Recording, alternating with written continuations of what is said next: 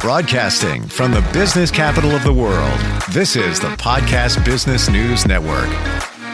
Hey, welcome back, everybody. Always love getting together with this gentleman because he harnesses the power of science in everything he does. This is what he has done for many decades. Many aha moments, lots of experimental orientation in his own life, eureka moments, lots of other principles that he applies to everyday life.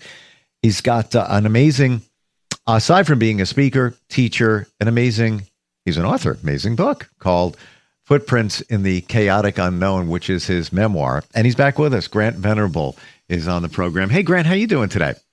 I'm good, Stephen. How are you? Very well. And I've never asked you this. We've talked about your memoir, but I've never gotten a chance to ask this question. Now, this was written a number of years ago.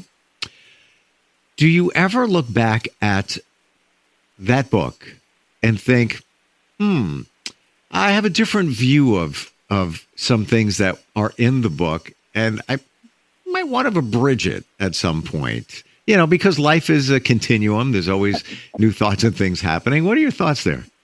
That's interesting because I'm thinking really of a hybrid of what you just asked and something else, namely to emphasize things that the book did bring out that is more true than I thought it would ever be.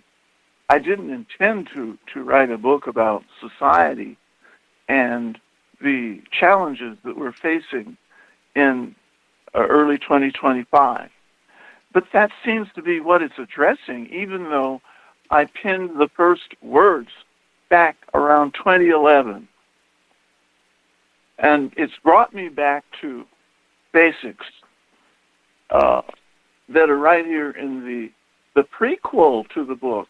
I didn't know I was going to do a prequel, but I want to jump right into that.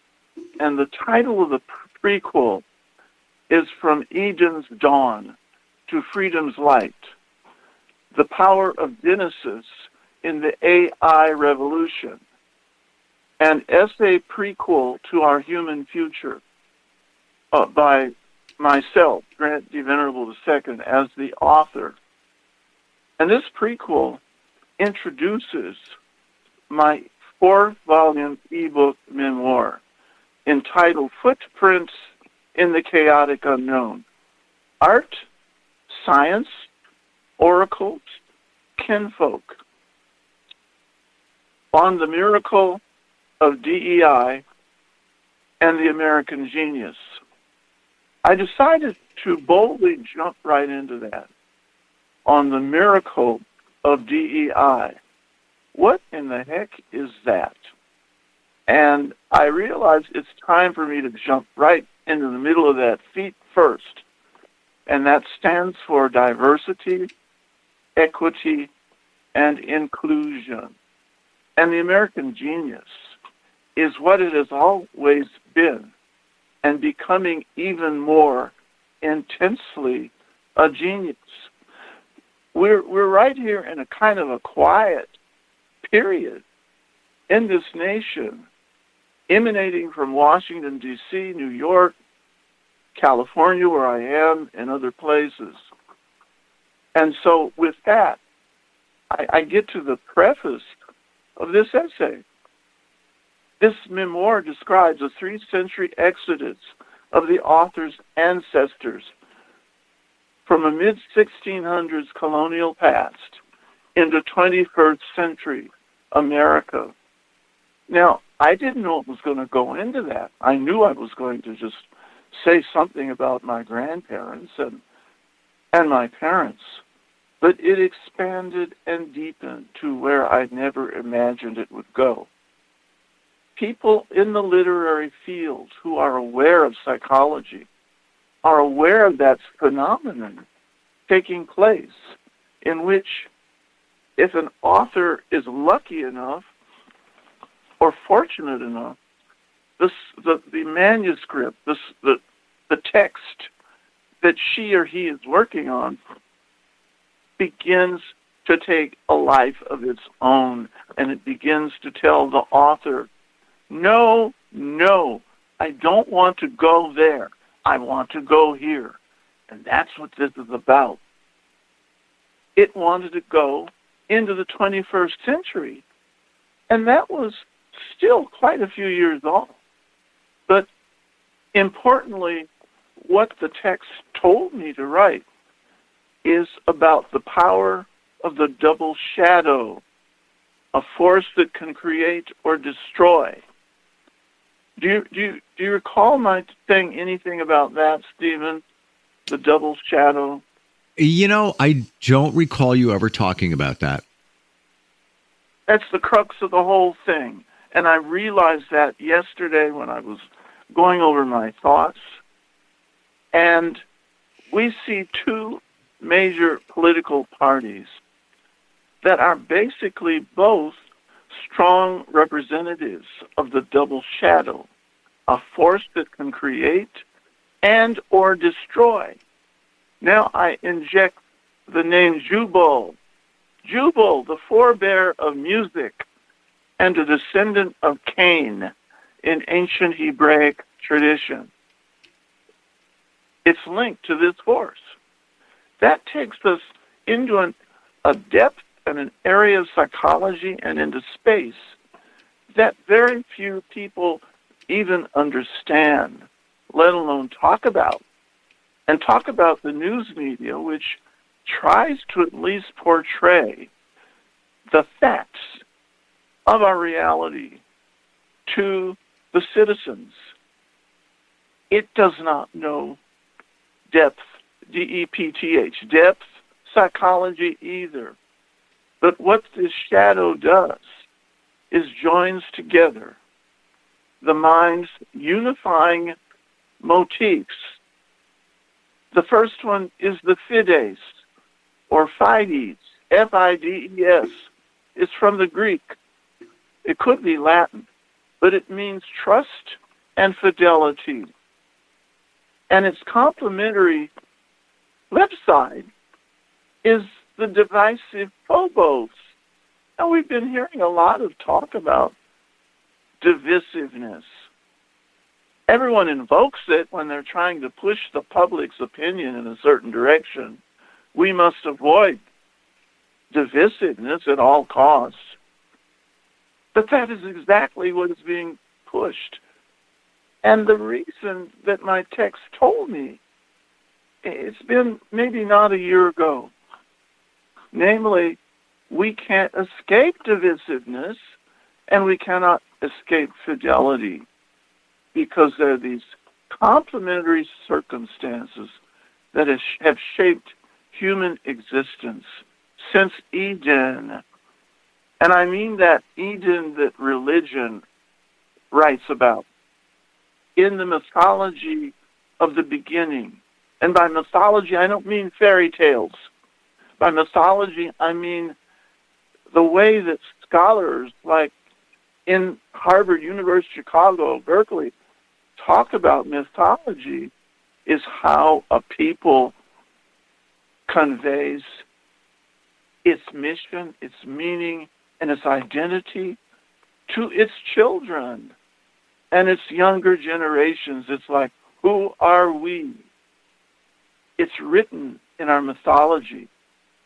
And the most persuasive mythology in the Western civilized world are the scriptures called the Old Testament and the New Testament, which themselves came from earlier scriptures, the Torah, which became a dominant force in really shaping the world, economy, everything else. But the shadow motif is central to art, love, relationship, philosophy, education, religion, health, and of course, music, from philharmonic to jazz. It is also central to the mathematical sciences and technology. The double shadow is implicated in humankind's very reality. Humankind's either or us against them, labeling urges and tendencies like cultural divide. That's an interesting label. There's another one, woke, W-O-K-E. I didn't know what the heck that was. Then I discovered it was a political tool being used by one of the two major parties. And then the labels race, gender, and other hyperbole. But happily, a universal both and them are us spirit is stirring in the land. And nobody's talking about it, except in small cases. You might hear an interview here or there on television or on the networks, the social networks. And one I heard last night was by Laurie Flanders talking to these two noted colonists. It was beautiful. But they started to get into that, but not knowing what my text is already anticipating. And basically they're saying both sides, if there are two sides, and even that's an illusion, what we call the conservative side and the liberal side, and that's an illusion because every human being contains that conservative urge and that liberal urge, both together. And it provides a tension that drives our progress unless we forget that's what it's doing. And we start falling into fear, free fall. And then somebody, like on this interview, said, we have to take care of our community. We've always done that, and that's what we have to do now. We can't sink into fear and start designing these elaborate plans using logic and rationality and all that. That's the wrong way to go. If you were to look at your memoir and describe it to somebody when you first published it, and now, a number of years later, describe it to somebody, would the description change? No, it's the same thing. Okay. It's a map. It's a map to the future. You've never described it that way, Grant. That's I haven't. I have not. It's actually like an attractive magnet to your memoir, hearing it described that way. I think you're right. I think you picked it up. Yeah. No, you did. In that description. Well, we talk about the map to the future. What would you say one or two clues or call it direction that somebody might derive from reading it? Well, it's all right here. Clues, signals. Signals. You know what a railroad signal is? Sure. They stand up on these poles, these semaphores, and they change colors, blue, green, red, green, yellow. But we get the same things in the Jungian psychology description of the universe. We are sent signals all the time and don't know it unless we start to trust that side of ourselves. And I've developed that recipe, that map building device, living in Georgia for over 25 years. And now I'm here in California, out in the desert of all places, a whole new kind of space.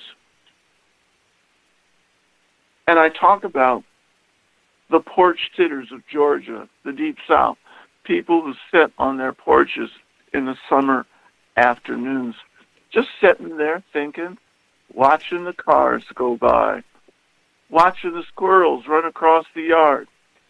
And this prequel essay is based on a true, if apocryphal, tale among longtime porch sitters, especially those who are the founding members of Eden's heavenly court. Elohim, Jehovah, James and John, as we look in on them, they're the porch sitters of Eden.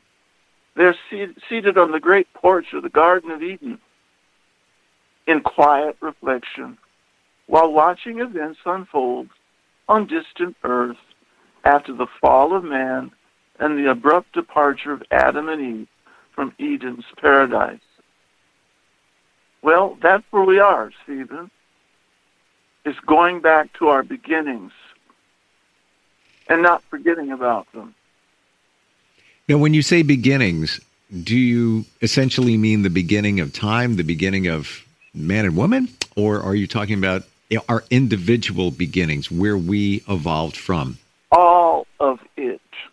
It's all the same unified core, the Fides and the Phobos, the faith, the trust, the hope, along with the divisiveness that's inside of us, that life is about learning how to handle the two together, that provides the tension that drives everything in life.